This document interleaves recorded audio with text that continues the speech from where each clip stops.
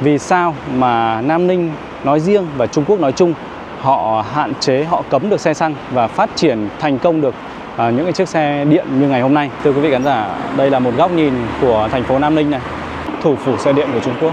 3 người Trung Quốc thì sẽ sở hữu một chiếc xe máy điện, một cái ngã tư nhưng mà gần như là không có quá là nhiều tiếng ồn luôn. Đây này, đó, cái vỉa hè dành cho người đi bộ nó như thế này cơ mọi người ạ. Nó rộng như thế luôn. Chỗ này là cái nơi mà để có thể thuê xe đạp nữa này, xe đạp công cộng này, những cái nơi sạc công cộng, giả sử như là đây này. Việt Nam rồi. Việt Nam. Vô tình gặp những cái đoàn du khách Việt này.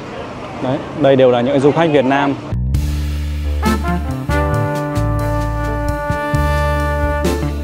Quý vị khán giả thân mến, chào mừng quý vị khán giả đến với kênh của Vương Linh Vlog. Hiện tại thì Linh đang có mặt tại thành phố Nam Ninh, thủ phủ của Quảng Tây, Trung Quốc.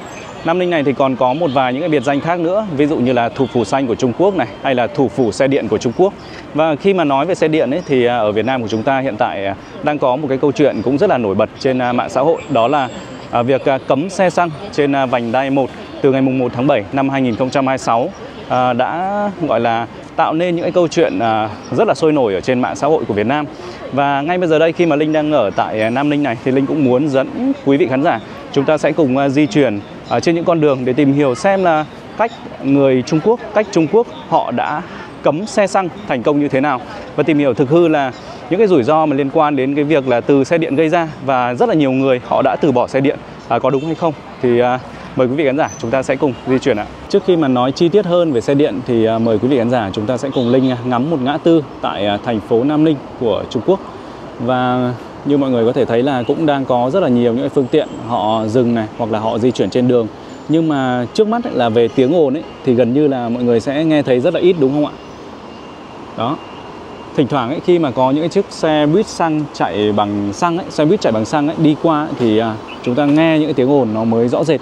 Còn lại là do là những cái phương tiện ví dụ như là những chiếc xe con, xe ô tô nhỏ ấy, hay là những chiếc xe hai bánh ở trên đường ấy, di chuyển ấy, thì tiếng ồn nó phát ra rất là ít. Bởi vì là gần như phải nói là 100% là những cái chiếc xe mà quý vị khán giả có thể thấy về xe hai bánh đang di chuyển ở trên đường này thì đều là xe điện mọi người ạ, thì đều là xe điện. Đó. Còn ô tô ấy thì là theo như quan sát của Linh ấy thì có lẽ là 50-50, 50 xe xăng, 50 xe điện, những cái chiếc xe ô tô nhỏ đang di chuyển ở trên đường kia kìa. Đó. Còn những cái chiếc xe buýt chạy bằng xăng là những chiếc xe kiểu xe đỏ đỏ kia kìa. Đó.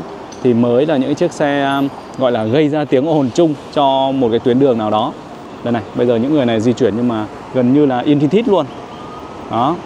Nhưng mà một cái ngã tư như vậy thì nó có rất là nhiều những cái tín hiệu, nó có rất là nhiều những cái làn cụ thể. Vậy nên là cái việc là mọi người đi xe máy điện như này nó mặc dù không phát ra tiếng động đâu, không phát ra tiếng ồn quá nhiều đâu, nhưng mà nó vẫn có thể an toàn được. Bởi vì là đây, như quý vị khán giả có thể thấy, cái làn này là một cái làn dành cho những người đi xe máy điện đây. Đó, làn bên trong này nó rất là rộng nhá, phải trên, tóm lại là rộng lắm. Chỗ này chắc phải tầm xem nào, cái làn bên trong này thì phải tầm 6 mét mọi người, 6 mét dành cho cái xe máy điện ở bên trong này. Có những cái đoạn đường nó nhỏ hơn thì tóm lại nó cũng sẽ khoảng từ 3 mét, tầm từ 3 mét trở lên mọi người ạ. Đó. Và ví dụ như đây là một cái làn đường dành cho người đi bộ đây. Còn sau đó thì đi đến cái chỗ này, chỗ bên trong này. Đấy, thì là cái chỗ để dành cho là cái việc là người ta đi bộ hoặc là người ta đi xe máy điện ấy, người ta dừng. Đây này, ví dụ người ta đang dừng này. Đó, người ta đang dừng để chờ cái tín hiệu ở bên phía kia, chờ cái tín hiệu đèn ở bên phía kia. Sau khi có đèn xanh thì được đi, như vậy thôi. Tóm lại là phân làn rất là khoa học rồi. Bên Trung Quốc này về cái hệ thống giao thông trong đô thị hay kể cả trong những cái thành phố ở cấp huyện thôi thì người ta cũng phân làn nó rất là khoa học. Tóm lại là thứ nhất là vừa tiện lợi này, thứ hai là nó cũng an toàn cho những cái phương tiện. Đó. Và bây giờ thì chúng ta sẽ nói thêm về việc xe điện, phát triển xe điện ở Trung Quốc. Thì Linh sẽ nói riêng về cái phần xe máy điện thôi mọi người nhé. Còn ô tô thì Linh cũng chưa tìm hiểu nhiều. Thì tính đến cái thời điểm hiện tại ấy, là đến năm 2023 thì cái lượng xe máy điện hai bánh đăng ký lưu hành, có nghĩa là đang gọi là lưu hành ở trên đường, đang đăng ký lưu hành là hơn 400 triệu chiếc. Hình như là khoảng 420 đến 430 triệu chiếc xe. Đó, vậy nên là người ta ước tính tương đương là khoảng 3 người Trung Quốc thì sẽ sở hữu một chiếc xe máy điện. Đó. Và riêng ở tại thành phố Nam Ninh này thì cái tỷ lệ này nó còn cao hơn rất là nhiều. Đó là 1,5 người ở Nam Ninh thì sẽ sở hữu một chiếc xe máy điện. Đó. Và đây là lý do mà Nam Ninh được gọi là thủ phủ xe máy điện của Trung Quốc. Khi mà cái lượng xe máy điện được đăng ký lưu hành là trên 4,3 triệu chiếc xe máy điện. Và nó còn nhiều hơn cả tổng số của những cái lượng xe ô tô đăng ký cộng với cả những cái phương tiện cơ giới khác cộng lại còn không bằng cơ. Đó. Vậy nên là đây được coi là thủ phủ xe máy điện của Trung Quốc mọi người ạ. Và ngày xưa ấy, thì năm 1990 ấy, khoảng năm 1990 ấy, thì Nam Ninh thì cũng giống như Hà Nội của chúng ta thôi. Cái lượng xe di chuyển trên đường ấy, chủ yếu là xe máy chạy bằng xăng. Đó. Nhưng mà từ năm 2002 thì họ đã bắt đầu gọi là hạn chế hay là cấm cái việc là đăng ký xe máy chạy bằng xăng. Đó, gần như là hạn chế thôi, chỉ là hạn chế thôi, cấm, hạn chế thì đúng hơn, hạn chế xe máy chạy bằng xăng ở trên đường phố. Và thay vào đó, từ đó thì những cái chiếc xe điện với cái kích thước nhỏ hơn này, với cái giá thành rẻ hơn này, đó, và cũng rất là nhiều mẫu mã nữa thì đã dần dần gọi là vươn lên. Và hiện tại thì những chiếc xe máy điện đã thống trị gọi là giao trên đường phố của Trung Quốc. Đấy. Nói chung là trước khi mà họ làm được những điều này thì họ đã có một cái lộ trình cụ thể mọi người ạ. Một cái lộ trình trên 20 năm từ cái việc là rất là nhiều xe máy này, sau đó là cấm dần này, hạn chế dần xe máy này. Đó, và thay đổi bằng cái việc là sử dụng xe điện này. Thưa quý vị, Linh đã lấy một chiếc xe công cộng như thế này rồi và đang di chuyển trên gần với cái ngã tư thuộc Nam Ninh này. Đó, đây là một cái nơi mà có rất là nhiều những chiếc xe máy điện đang được dừng, gọi là đang được đỗ tại đây. Và ngay chỗ này thôi là một cái cửa để xuống khu vực tàu điện ngầm. Đó, chúng ta sẽ xuống đây và đi tàu điện ngầm đến những địa điểm mà chúng ta cần đến. Và đây lại là một cái ngã tư, ngay cái ngã tư trên cái ngã tư lúc nãy thôi, cũng rất là rộng đây. Đó. Rất là nhiều người đi xe điện này, gần như là 100% luôn mọi người ạ. Chứ mà để bây giờ thấy một cái chiếc xe máy ở đây hiếm cực kỳ luôn. Cái ông vừa đèn đỏ. Bây giờ Linh sẽ rẽ sang bên trái đường đi, rẽ sang bên trái đường đã.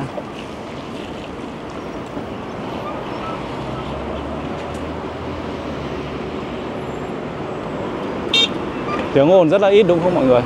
Cái việc ô nhiễm tiếng ồn đã hạn chế được rất là nhiều khi mà nó phổ biến những cái chiếc xe máy điện công cộng như thế này, hoặc là những cái chiếc xe máy điện cá nhân mà mọi người đang đi ở trên đường ấy. Đó. Ngoài ra thì về không khí hay là về cái độ sạch sẽ của cái môi trường xung quanh ấy, thì thực sự là phải nói là sạch. Hiếm khi nào mà chúng ta sẽ thấy rác thải ni lông hay là túi bóng hay tóm lại là một cái gì đó mà bị vứt ở trên đường. Đều có người ta quét dọn liên tục, cho nên là lúc nào nó cũng sẽ sạch sẽ thôi. Nhìn cái lượng xe máy đang được đỗ ở bên cạnh đường nhiều chưa? Đó, người ta còn đỗ xuống cả cái lòng lề đường này luôn. Nhưng mà có vẻ như là không bị phạt cho nên là người ta mới đỗ như vậy. Đây lại là một cái gọi là đường để chúng ta sẽ xuống với tàu điện ngầm. Ở Nam Ninh này họ phát triển đến hiện tại hình như là 5 line tàu điện ngầm, cộng với là khoảng 108 ga trong một cái thành phố như thế thôi mà họ đã phát triển như vậy rồi. Đó, vậy nên là cái việc là di chuyển ở trong trung tâm thành phố thực sự là nó rất là tiện lợi luôn và giá rẻ mọi người ạ. Ngoài những chiếc xe vàng Linh đang đi thì quý vị khán giả có thể thấy là những chiếc xe xanh này cũng là chiếc xe công cộng này. Đó. Những chiếc xe này thì họ đều có một cái định vị ở trên cái app ấy, và chúng ta sẽ cần phải là để xe ở đúng nơi quy định.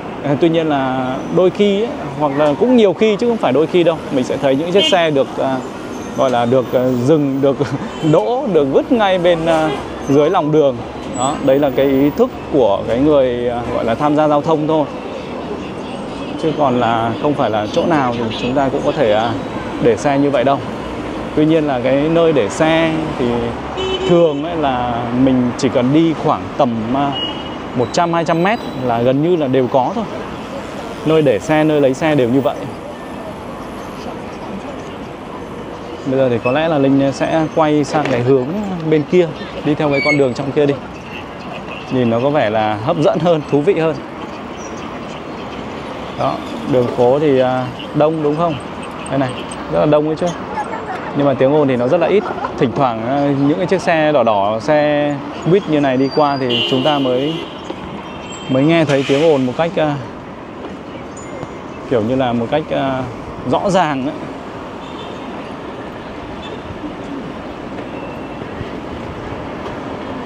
Bây giờ nhá, Linh sẽ đi đến một cái nơi bãi đỗ xe ở trên ngã tư trên kia đi.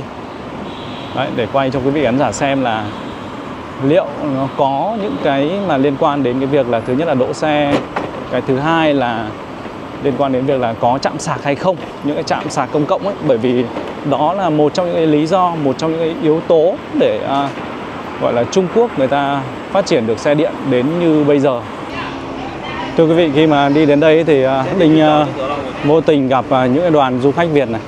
Đấy, đây đều là những du khách Việt Nam. Tất cả những người này đều là du khách Việt Nam này, họ đang đây. Đó. Đó. Vô tình gặp rất là nhiều những cô chú, anh chị đang sang bên này chơi. Họ sẽ được di chuyển trên những cái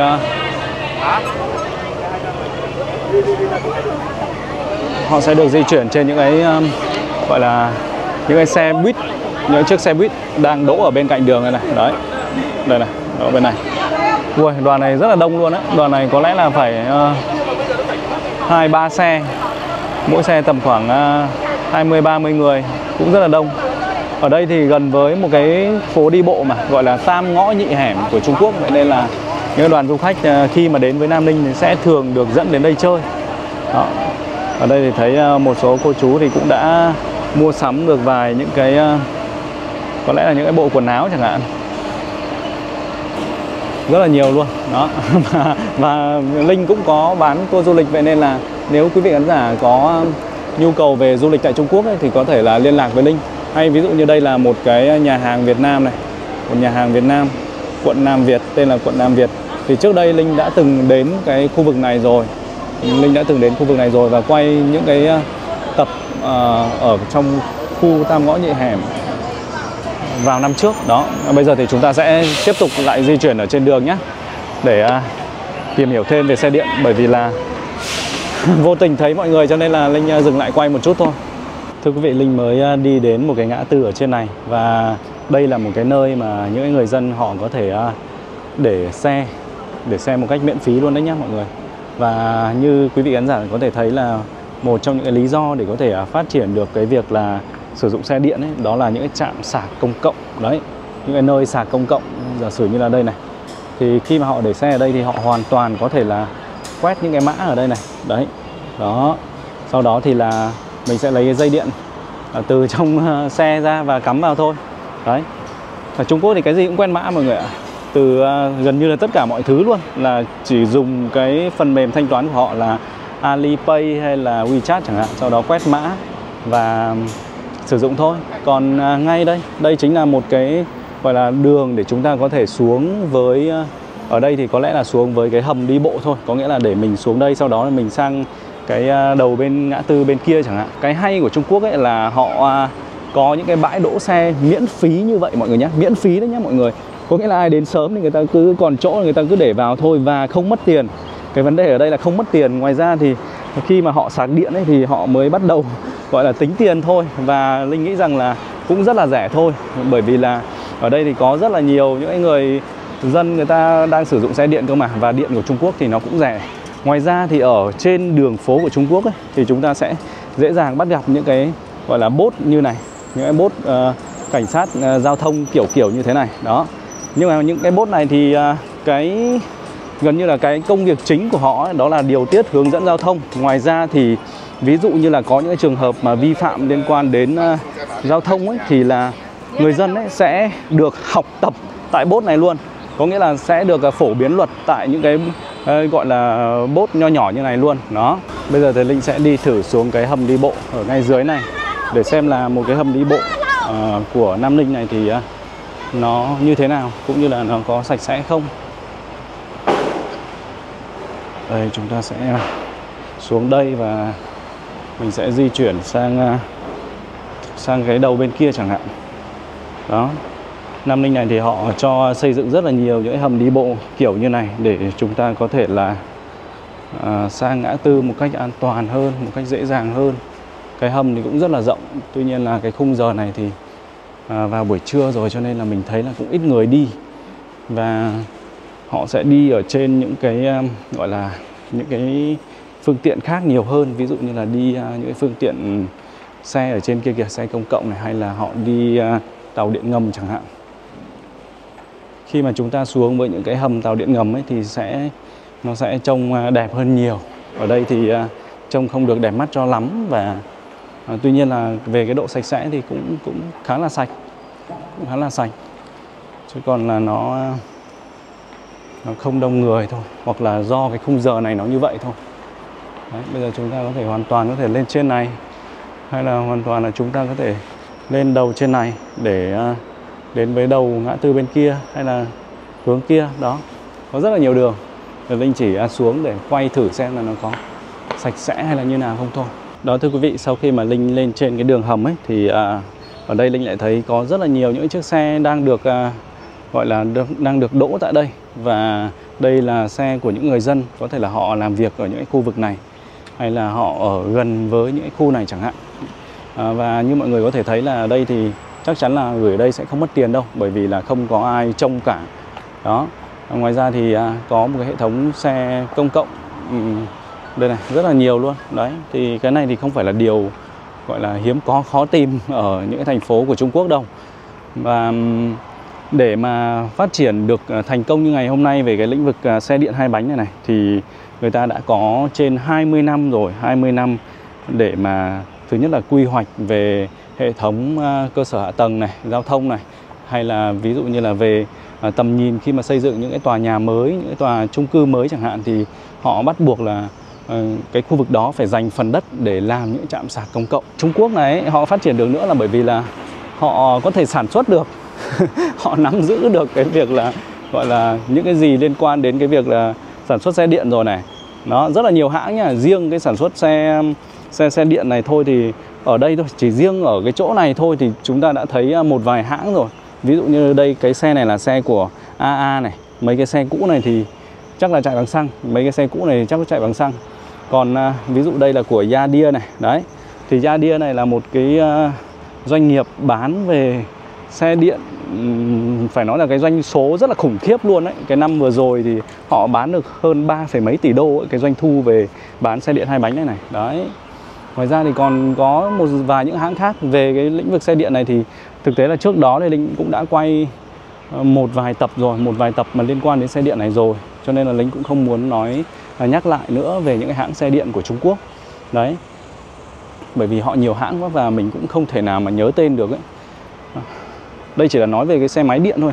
Còn cả những cái chiếc xe ô tô điện nữa cơ. Ô tô điện, ui, nói thật là người ta cộng dồn vào hình như là có trên khoảng 200 hãng sản xuất xe điện. Vậy nên là cái việc lựa chọn ấy nó rất là nhiều. Thứ nhất là nhiều mẫu mã này. Cái thứ hai là do cái cạnh tranh quá nhiều. Vậy nên là cái giá cả, giá thành ấy nó cũng phù hợp. Nó cũng phù hợp với đa số người dân. Vậy nên là đó là một cái lý do rất là quan trọng đấy, để mà họ có thể là gọi là chuyển đổi từ xe xăng sang xe điện thành công. Thêm nữa là những cái chính sách liên quan đến trợ giá. Ví dụ như là năm 1990 thôi chẳng hạn, thì chính cái thành phố Nam Ninh này thì cũng rất là thủ phủ xe máy. Lúc đó là thủ phủ xe máy chạy bằng xăng. Đó, sau khi mà có một cái lệnh ví dụ như là hạn chế hay là cấm chạy xăng ấy, thì thực ra là cũng gây ra nhiều những cái xáo trộn trong xã hội. Tuy nhiên là nhà nước họ thì có những chính sách liên quan đến trợ giá chẳng hạn, hay là ví dụ như là đổi xe cũ lấy xe mới thì được trợ giá này, hay là ví dụ như là thuế khi mà mua những chiếc xe điện thì sẽ là được gọi là được giảm khá này, hay là một vài những chính sách khác. Đấy. Bây giờ chúng ta sẽ bước lên đầu trên kia xem có gì thú vị nữa không. Ngoài ra đây này, về những công cộng của Trung Quốc này, toilet này. Đó. Cái toilet công cộng này cũng rất là nhiều nhé mọi người ơi. Nó cực kỳ dễ bắt gặp khi chúng ta đi ở đường phố Trung Quốc. Và đặc biệt là nó rất là sạch. Nó không hề bẩn như mọi người đang nghĩ đâu. Nó không hề bẩn đâu. Và chắc chắn là nó sẽ sạch hơn những cái thành phố lớn của bên mình đấy. Nếu mà chỉ so sánh về cái đó thôi. Đó. Thì tại vì Linh cũng đi nhiều rồi. Linh cũng đi sang bên này nhiều những thành phố khác nhau rồi. Và toilet họ rất sạch nha. Không phải là bẩn đâu. Có cái điều là có những nơi thì họ sẽ sử dụng những cái kiểu như là không có cái bệ xí vậy thôi. Nó là kiểu ngồi xổm ấy. Đó. Và chỗ này là cái nơi mà để có thể thuê xe đạp nữa này. Xe đạp công cộng này. Cũng là quét mã thôi. Quét mã thôi và lấy xe mà đi thôi.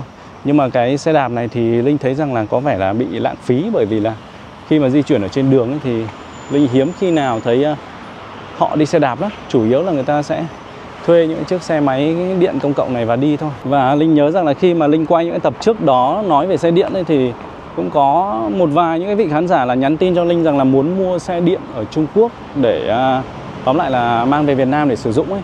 Tuy nhiên là mình mua thì có thể được, mang sang Việt Nam thì cũng có thể được.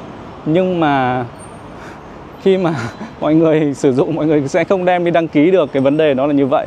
Cho nên là chúng ta mua thì vẫn phải mua ở Việt Nam thôi. Và để tiện cho cái việc là đăng ký biển số ấy. Đó. Có cái thương hiệu Yardia này này. Thì Linh thấy là ở Việt Nam mình có những cái gọi là cửa hàng đại lý này. Đó. Mặc dù thì đương nhiên là khi mà về Việt Nam thì giá thành nó cũng đã đắt hơn rồi. Thì họ kinh doanh thì đương nhiên là họ phải có lãi chứ, đúng không ạ? Ở bên Trung Quốc này thì cũng là tại Nam Ninh này này. Thì trước đây Linh đến và Linh quay rất là nhiều những cửa hàng xe điện ấy. Thì Linh thấy rằng là cái giá thành trung bình của một chiếc xe điện nó chỉ loanh quanh khoảng từ 6 triệu. Tầm 6 triệu trở đi cho đến khoảng 12-13 triệu thôi. Là tóm lại những cái 12-13 triệu là xịn lắm rồi đấy. Đấy. Còn trung bình thì nó sẽ khoảng tầm 8 triệu đi, 8 triệu, 10 triệu gì đó. Đó. Họ có nhiều lựa chọn cho nên là giá thành nó rẻ mọi người ạ. Và ngoài ra ấy, thì cái tỷ lệ nhá, còn một cái vấn đề rất là quan trọng liên quan đến cái việc là rủi ro khi sử dụng xe điện. Bởi vì là mọi người sẽ thường thấy trên báo chí là nào là xe này cháy hay là xe kia cháy chẳng hạn, đúng không? Và đa phần là chúng ta sẽ đọc được là những cái bài viết mà liên quan đến xe điện nó cháy nổ thôi. Đấy. Thì đương nhiên là có rồi, làm gì có chuyện không có, đúng không? Nhưng mà cái tỷ lệ mà người ta thống kê ấy, thì những cái vụ cháy mà liên quan đến xe điện tại Trung Quốc ấy, là chỉ có 0,038%. Đó, trên bao nhiêu triệu nhỉ? Trên 420 triệu, đâu 420 hay 430 triệu gì đó xe máy điện đang được đăng ký lưu hành tại Trung Quốc. Đó. Và khi mà vô tình bước đến đây thì lại thấy một cái cửa hàng bán xe này. Ở đây không thấy để giá cho nên là mình không rõ. Nhưng mà nhìn những cái xe này thì nó chỉ loanh quanh khoảng tầm 2.500 cho đến hơn 3.000 thôi. Chỗ này là một nơi kiểu như là bán xe cũ. Ni hao. Ni hao. 做什么的呀？外国去玩。你是外国人？去玩。你是哪里的？越南的。越南。越南。越南。有这什么？介绍一下我们这种电动车去越南玩呢？这多少钱呢？这个？这个这人民币2900块钱。2000。2900。2009. 2.900. Cái xe kia là 2.900. Thì coi như là khoảng 3.000 tệ. Kia trong kia người ta còn đang live stream này. Có gì khác không? Ok. Đó, đây cái anh này anh vừa chỉ vào cái xe điện loại này là 2.900. Đó, 2.900 tệ. Thì bây giờ Linh nhân với cái tỷ giá của ngày hôm nay nhá, thì nó sẽ khoảng xem là 2.900 mà nhân với cứ coi như là 3.700 đi, là 10.730.000. Đó, tính theo cái tỷ giá của hiện tại là như vậy. Đó, ngoài ra thì ở trong này cũng 加你个微信啊，跟你做个朋友好吗？ OK。以后我去越南我找你啊。OK。你在中国有什么你可以找我啊？我在对面东兴口岸。东兴口岸是吗？你在芒街？芒街。是的。芒街我去过啊。你去过啊？去过啊，我有朋友在那里啊。OK。你是老板 Tôi à. à? Anh này là chủ của cửa hàng này. Và ngoài ra thì ở đây còn có những cái xe khác nữa nhá, những cái thương hiệu, những cái gọi là những cái mẫu mã xe khác nữa, trông rất là đẹp mắt luôn. Ví dụ như đây này, đây không biết là bao tiền đây, nhưng mà trong những cái con xe này thì nó rất là hầm hố và có vẻ là phù hợp với đàn ông con trai hơn. Còn những cái xe kia thì những cái đối tượng có thể là phụ nữ chẳng hạn, hay là trẻ em. Đó, nhiều lắm. Xe cũ ở bên ngoài kia thì họ bán cũng rất là nhiều luôn. Xe cũ cũng rất là nhiều. Kia, ngay ngoài kia xe cũ này, một loạt luôn. Lão bà, 这个多少钱啊？ 哪个？这个。 这个啊？ 这个。 这个吗？这个的话是3800块钱。3800。3800。啊，3800。这个。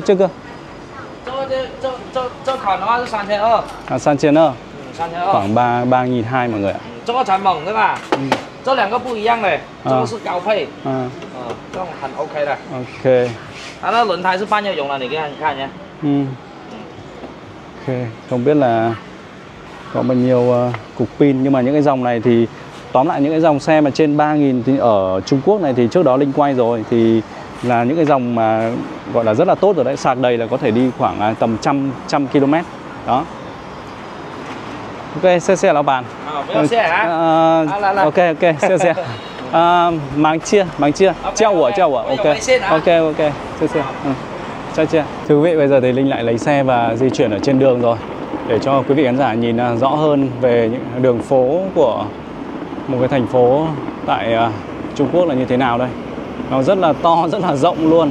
Những cái ngã tư thì to như thế này đây. Và cái lượng người đi lại thì cũng cực kỳ là đông. Đó. Nam Ninh này mà đến giờ tan tầm ấy, khoảng tầm buổi chiều ấy, sau khi mọi người đi làm về, hoặc là buổi sáng mà mọi người bắt đầu đi làm ấy, ôi dồi ôi, nó cũng đông lắm mọi người ơi. Nó cũng chả khác gì Hà Nội của mình đâu. Đông nghịt người luôn. Đây này, xe này. Đấy. Nhiều như thế luôn. Người ta để xuống ở lòng đường luôn đây này.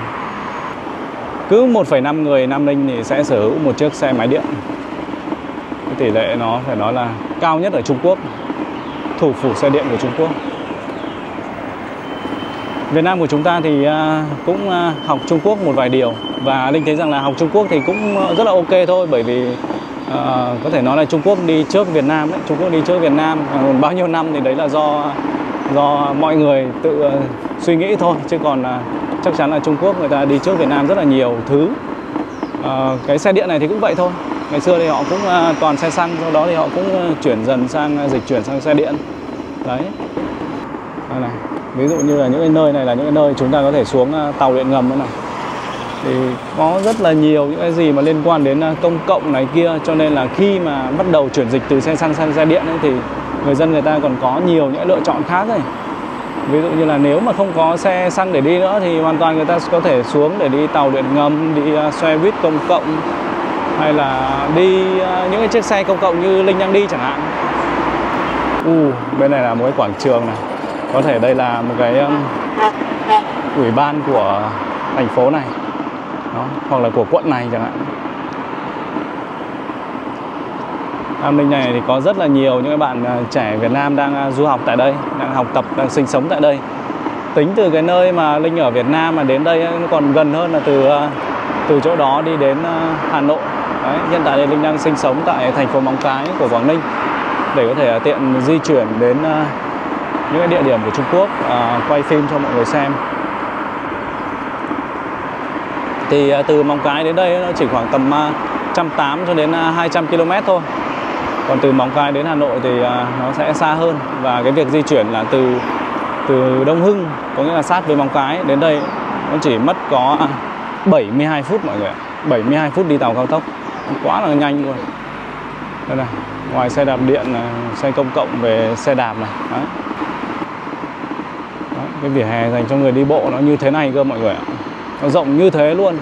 Nó giống như một cái con đường, gọi là một cái đường hai chiều luôn đấy, một cái đường hai chiều luôn, để cho giống như đường hai chiều ở bên Việt Nam luôn. Đấy. Nói chung là như vậy. cái đặc trưng của Trung Quốc này, mình thấy là những cái gì mà liên quan đến công cộng ấy, một là miễn phí, hai là rẻ. Đó, rẻ là nó chỉ có vài nghìn thôi, dưới 10.000. 2 tệ thì nó bây giờ tính theo tỷ giá hiện tại 7.500 Việt Nam. Đấy, một lần đi lên tàu điện ngầm là như vậy. Đó, chúng ta lại thấy một cái ngã tư rồi đúng không? Một cái ngã tư nhưng mà gần như là không có quá là nhiều tiếng ồn luôn. Đây này. Đấy. Bởi vì là xe điện mà, cho nên là tiếng ồn ở đâu ra. Ngoài ra thì hệ thống từ camera cho đến là những cái hệ thống tín hiệu về đèn giao thông thì nó chằng chịt, nó nhiều như thế luôn. Ngoài ra thì cái biệt danh của Nam Ninh này thì còn có một cái tên khác mà, là thủ phủ xanh của Trung Quốc. Đây, cho mọi người xem là tại sao nó lại xanh đây. Những cái con đường ở Nam Ninh này thì được trồng rất là nhiều những cái hàng cây, trồng rất là nhiều những cái hàng cây cao, bóng mát như này. Đó, đây chỉ là một cái đoạn đường ngắn ngắn ở đây thôi nhá. Đấy, xanh như vậy. Và cái việc là giữ gìn cái ý thức về môi trường của mọi người cũng rất là tốt đấy, Linh thấy như vậy. Hoặc có thể là họ cũng phạt khá nặng chẳng hạn, hay là bị khiển trách nhắc nhở. Đấy, cho nên là người ta cũng rất là biết cách giữ gìn vệ sinh môi trường. Ở Việt Nam của chúng ta thì nếu mà ở những cái thành phố lớn mà cũng giữ gìn được cái vệ sinh môi trường nó tốt như vậy thì thật là tốt bên mấy, đúng không? Bởi vì nói thật là ví dụ như là ở Hà Nội chẳng hạn, thứ nhất là xe thì đã quá là nhiều rồi, tắc đường liên tục, gần như là ngày nào chúng ta cũng gặp cái tình trạng là tắc đường, ùn ứ đường, trừ những ngày gọi là lễ Tết thôi thì là có thể là vắng hơn một chút thôi, chứ còn gần như là hôm nào cũng tắc đường. Ngoài ra thì đường phố nó không sạch, nói thật là như vậy. Để nói thêm về cái việc là sử dụng xe điện ấy, thì bản thân Linh thấy rằng là mình khi mà sử dụng những chiếc xe điện ở Trung Quốc ấy, thì Linh thấy rằng là nó cũng thực sự là rất là tiện lợi đấy, rất là tiện lợi, rất là thoải mái, và giá thành thì cũng rất là rẻ. Và việc đi xe điện như vậy thì nó cũng không khác biệt nhiều so với việc chúng ta đi một chiếc xe máy xăng gì đâu. Tuy nhiên là đấy là ở những cái đoạn đường ngắn thôi mọi người nhé, có nghĩa là mình đi ở trong nội thành thôi chẳng hạn. Đó, và còn lại thì nếu mà ở Việt Nam đi, nếu mà sống ở Việt Nam, sống ở một gọi là thủ đô, sống ở Hà Nội đi chẳng hạn, thì nếu mà Linh được lựa chọn để mua xe chẳng hạn thì thực sự là xe điện thích thì vẫn thích, nhưng mà chọn thì vẫn sẽ mua xe máy thôi. Bởi vì là mình làm gì đã có những cái gọi là những cái phụ trợ liên quan đến cái việc là đi xe điện nó một cách tiện lợi hơn đâu. Ví dụ như là trạm sạc hay là những cái khác, ví dụ như là về giá cả của những cái loại xe máy điện ở Việt Nam, hay là những cái hãng xe điện để chúng ta có thể lựa chọn được nhiều mẫu mã hơn, có nhiều mẫu mã để lựa chọn hơn. Đó, thì nếu mà có tiền thì vẫn cứ mua xe xăng thôi. Bởi vì là thứ nhất là mình thì tiền thì đi làm công ăn lương rồi đúng không, thì tiền cũng đâu phải là nhiều đâu, mà đa phần Việt Nam của chúng ta là như vậy mà, cho nên là đa phần thì đương nhiên là lúc nào ở đâu thì cũng thế thôi, cái lượng người nghèo hơn thì lúc nào cũng sẽ chiếm đa số, phần đông. Vậy nên là để mà lựa chọn thì vẫn cứ là xe xăng thôi, bởi vì mình còn cần phải di chuyển ở nhiều những cái cung đường khác, chứ không chỉ là đi ở trong nội thành. Đấy, đó thưa quý vị, bây giờ thì Linh đang ở trên một cái gọi là một cái cây cầu đá ở trên cao, và từ đây thì chúng ta có thể nhìn xuống bên phía dưới những cái phương tiện giao thông đang di chuyển. Và đây thưa quý vị khán giả, đây là một góc nhìn của thành phố Nam Ninh này. Đó, chúng ta sẽ rõ ràng nhận ra nhé, ví dụ như là mỗi cái làn của những chiếc xe ô tô này thì ở mỗi bên là có 3 làn. Đấy, mỗi bên là 3 làn, một chiều là 3 làn, có nghĩa là 2 chiều cộng lại thì đã là 6 làn rồi.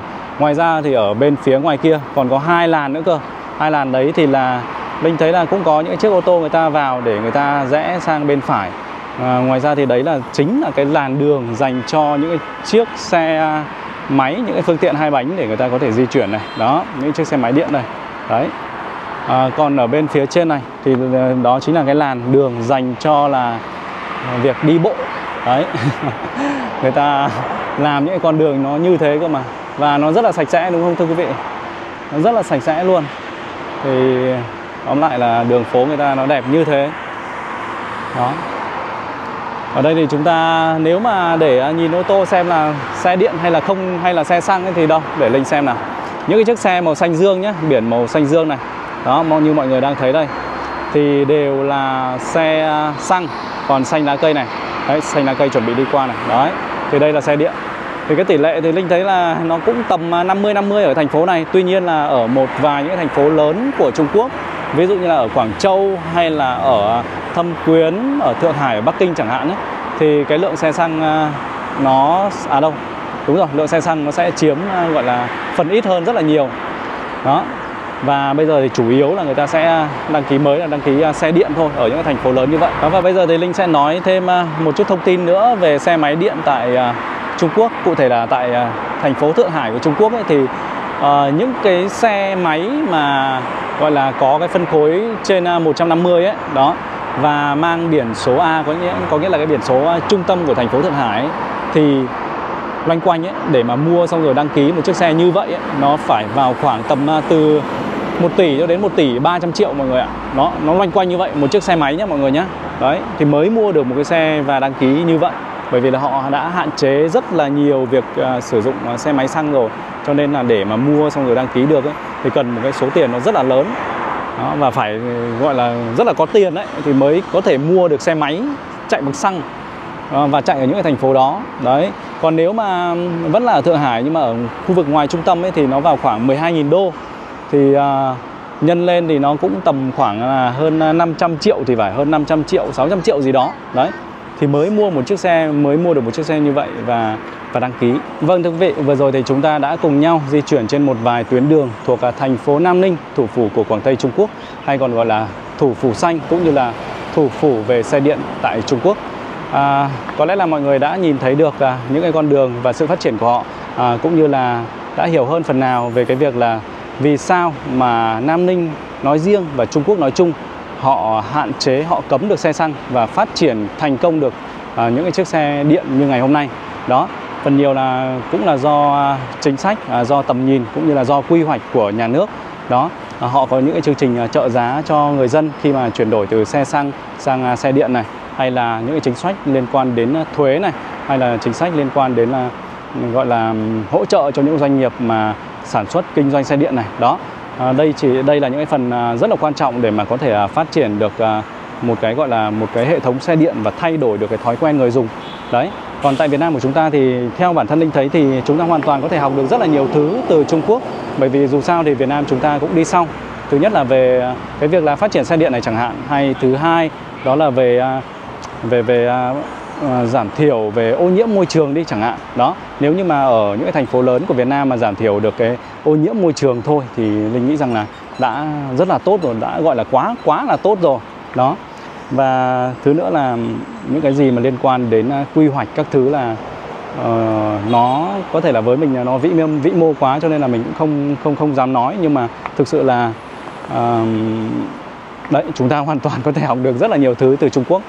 Và có lẽ là cái chủ đề ngày hôm nay thì Linh nói nó cũng khá là lộn xộn, những cái nội dung nó cũng khá là lộn xộn với nhau, bởi vì là Linh di chuyển trên một cái chiếc xe máy mà còn phải cầm và vừa đi vừa nói vừa nghĩ, xong rồi lại vừa nhìn đường, cho nên là nó cũng khá là lộn xộn.